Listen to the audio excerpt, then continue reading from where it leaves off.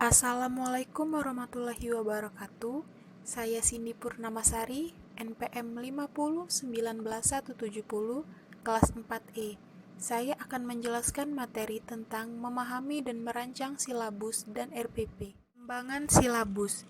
Silabus disusun berdasarkan standar isi yang di dalamnya berisikan identitas mata pelajaran, standar kompetensi atau SK, dan kompetensi dasar atau KD. Materi pokok atau pembelajaran, kegiatan pembelajaran, indikator, penilaian, alokasi waktu, dan sumber belajar. Silabus pada dasarnya menjawab permasalahan-permasalahan sebagai berikut. 1. Kompetensi apa saja yang harus dicapai siswa sesuai dengan yang dirumuskan oleh standar isi atau standar kompetensi dan kompetensi dasar. 2. Materi pokok atau pembelajaran apa saja yang perlu dibahas dan dipelajari peserta didik untuk mencapai standar isi. 3. Kegiatan pembelajaran apa saja yang seharusnya diskenariokan oleh guru sehingga peserta didik mampu berinteraksi dengan sumber-sumber belajar.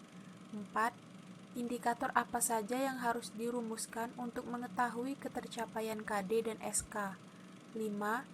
Bagaimanakah cara mengetahui ketercapaian kompetensi berdasarkan indikator sebagai acuan dalam menentukan jenis dan aspek yang akan dinilai.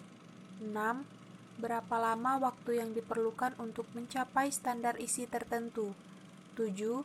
Sumber belajar apa yang dapat diberdayakan untuk mencapai standar isi tertentu. Pengembang atau penyusun silabus. 1. Sekolah dan komite sekolah. 2. Kelompok sekolah. 3. Musyawarah guru mata pelajaran atau MGMP. 4. Dinas pendidikan. Tahap-tahap pengembangan silabus. 1. Perencanaan. Mengumpulkan dan mempersiapkan informasi, berburu referensi yang sesuai dari berbagai sumber. 2. Pelaksanaan. Dalam menyusun silabus harus berpedoman pada standar isi dan standar kurikulum. 3. Perbaikan. Silabus perlu dikaji ulang sebelum digunakan dalam kegiatan pembelajaran. Pengkajian dapat melibatkan para spesialis kurikulum, ahli mata pelajaran, ahli didaktik metodik, ahli penilaian, psikolog, guru atau instruktur, kepala sekolah, pengawas, staf profesional dinas pendidikan, perwakilan orang tua siswa, dan siswa itu sendiri. 4. Pemantapan. Masukan dari pengkajian ulang dapat dijadikan bahan pertimbangan untuk memperbaiki buram awal. 5. Penilaian silabus. Penilaian pelaksanaan silabus perlu dilakukan secara berkala dengan menggunakan model-model penilaian kurikulum. Landasan pengembangan silabus. 1. Peraturan Pemerintah Republik Indonesia Nomor 19 Tahun 2005 tentang Standar Nasional Pendidikan Pasal 17 Ayat 2. Sekolah dan komite sekolah atau madrasah dan komite madrasah mengembangkan kurikulum tingkat satuan pendidikan dan silabusnya berdasarkan kerangka dasar kurikulum dan standar kompetensi lulusan, di bawah supervisi dinas kabupaten atau kota yang bertanggung jawab di bidang pendidikan untuk SD, SMP, SMA, dan SMK, dan departemen yang menangani urusan pemerintahan di bidang agama untuk MI, MTS, MA, dan MAK.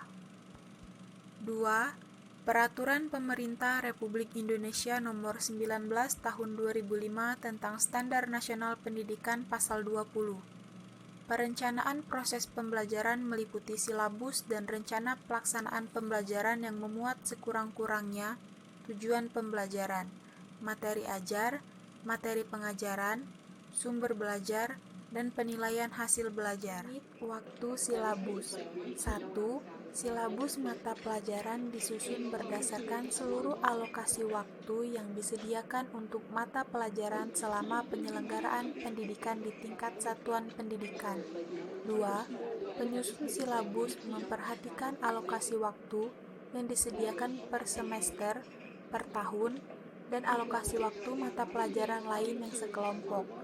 3. Implementasi pembelajaran per semester menggunakan penggalan silabus sesuai dengan standar kompetensi dan kompetensi dasar untuk mata pelajaran dengan alokasi waktu yang tersedia pada struktur kurikulum. Rencana pelaksanaan pembelajaran atau RPP. Pengembangan RPP harus memperhatikan minat dan perhatian peserta didik terhadap materi standar dan kompetensi dasar yang dijadikan bahan kajian.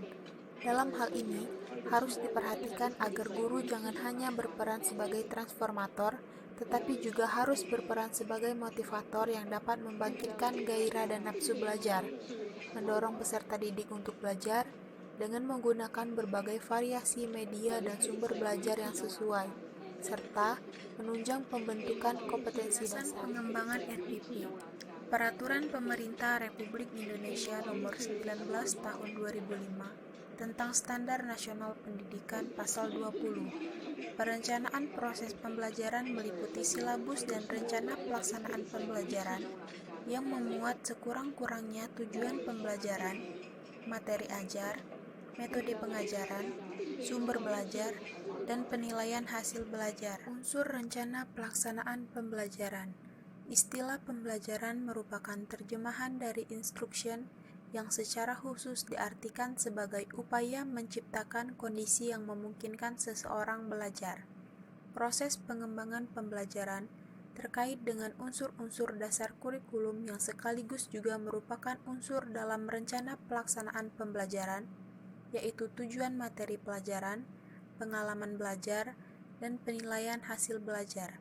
Pengembangan program ini merupakan suatu sistem yang menjelaskan adanya analisis atas semua komponen yang saling terkait secara fungsional.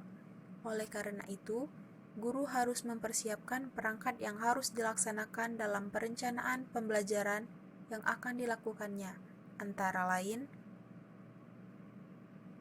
1. Memahami kurikulum. 2. Menguasai bahan ajar. 3. Menyusun program pengajaran. 4. Melaksanakan program pengajaran. 5. Menilai program pengajaran dan hasil proses belajar mengajar yang telah dilaksanakan. Baiklah, itulah penjelasan dari saya. Semoga bermanfaat. Terima kasih. Wassalamualaikum warahmatullahi wabarakatuh.